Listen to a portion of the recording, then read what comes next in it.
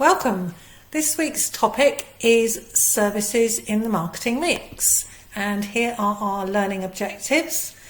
These are the things that you should be able to do by the end of this video, but certainly by the end of this week. So you should be able to define what a service is, and you should understand why services are so important in modern economies, and you should understand something about how businesses can deliver the best possible service for their customers. But I want to start by going back a little bit. This is something that you may recognise when we studied product, because remember that products includes both goods and services.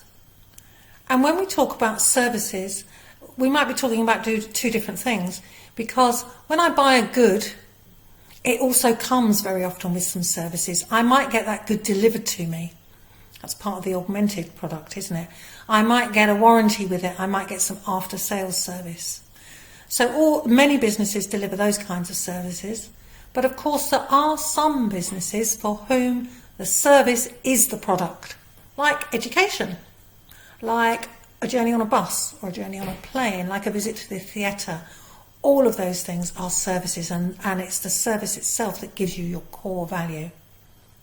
So in this video, we're going to be thinking about both of those things. So what is a service? What is the difference between a good and a service? Well, a service has these 4 characteristics. First of all, services are intangible. We can't touch them. We can't pick them up out of the shop and take them away with us. They're inseparable from the people who deliver them.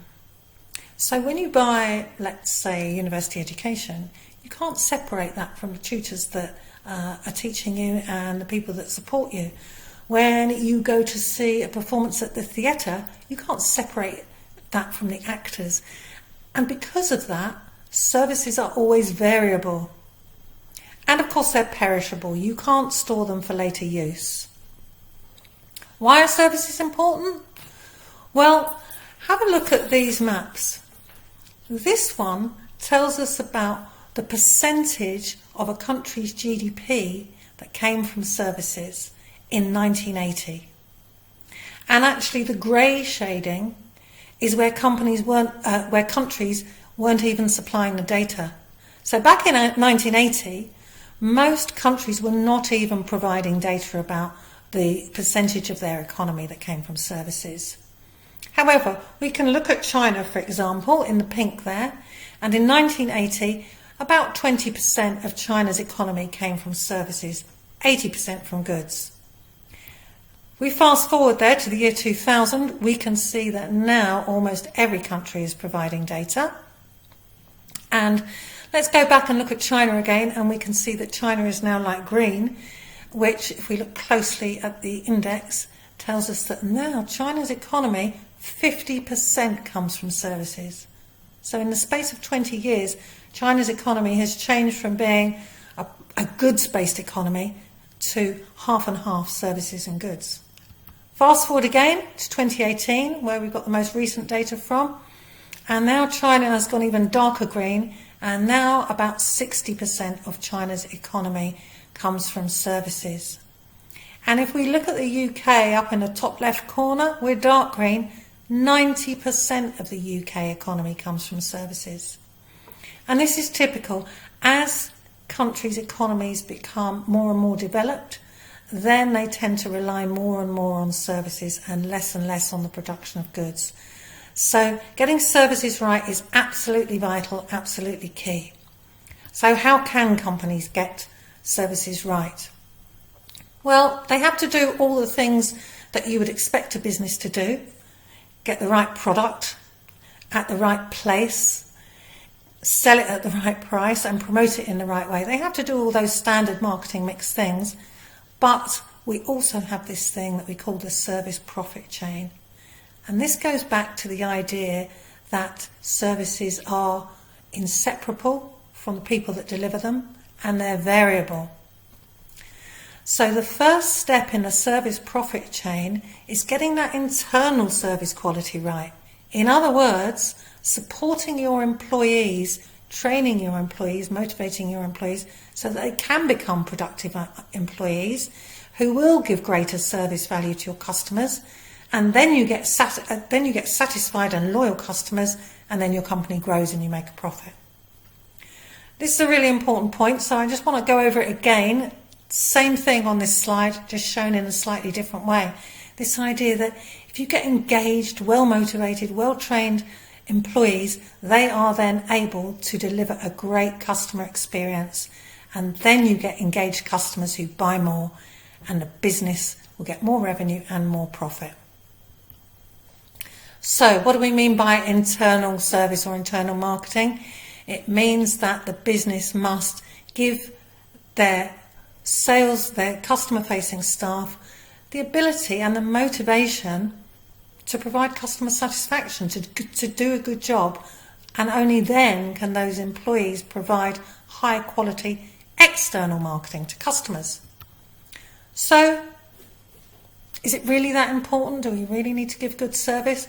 Well, this is a bit of research that was carried out in South Africa, and they found that actually when customers leave a business, 70% of the time it's because they feel they were treated poorly. 70% of the time. That's big, isn't it? So of course businesses have got to try and stop that by offering their customers a good experience.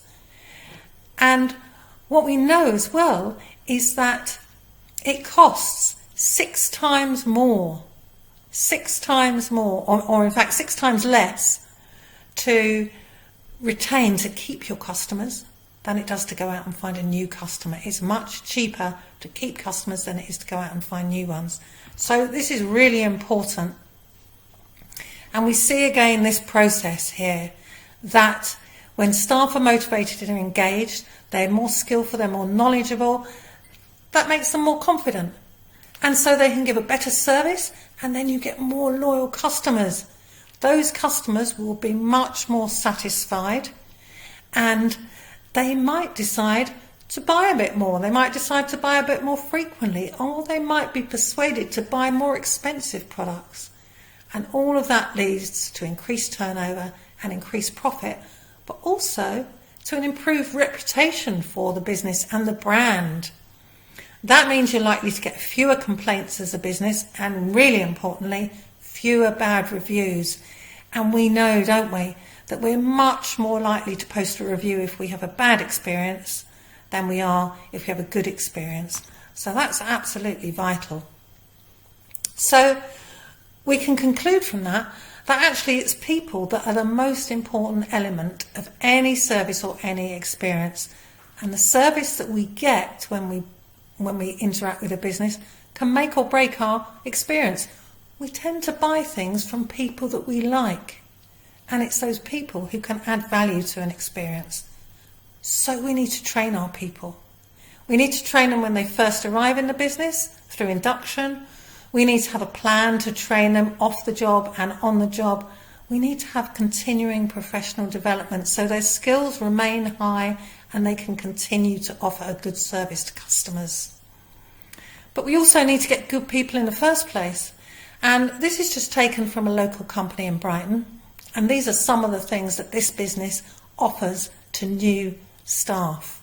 Highly competitive salaries, free lunch Fridays, flexible working, long holidays, all the things that will attract good staff who are able to give that good service. And let's not be mistaken and think of this just in terms of sales people. We're talking perhaps about the people who deliver our pizza. We're talking about the people who take our order, as well as those people that go out there and really try and sell. What about the people that in the phone shop that we go to when we can't make our phone or our laptop work? Anyone in the business that comes into contact with customers is important. So for service firms, they will differentiate what they offer based very often on the quality of their service. And we know that what that means, don't we? Quite often we will buy a product from one place rather than another because we know we get good delivery. Or we might choose to buy from one business rather than another because we just know they will treat us well. This is quite an interesting bit of research that looked at businesses in the UK that offer the best and the worst service. So top of this list was Lush. This is a couple of years old, but banks, mostly banks tend to be low down this list, but actually First Direct is quite there at the top. And I bank with First Direct. They're not the cheapest, but they really do offer a good service, and that's why I go there. If we go down to the worst ones, right at the bottom there, we've got energy companies, we've got telephone network providers, we've got cheap airlines. And you might recognise some of those as being companies that don't really provide great service. And again, we're more likely to choose the ones that do. So marketing and service firms creates that competitive advantage that makes us choose one over the other. It might be that the service has got distinctive features, it might be that the delivery is quicker, better, or it might just be that it's a brand that we're familiar with and we like. So, in summary, if businesses can manage their service quality well, that gives them a competitive advantage. And with services, the quality that is offered always depends on those interactions between the employees and the customers, because services are inseparable from the people, and the quality will always vary depending on how good those people are. Okay, we're going to end there. There are a few questions.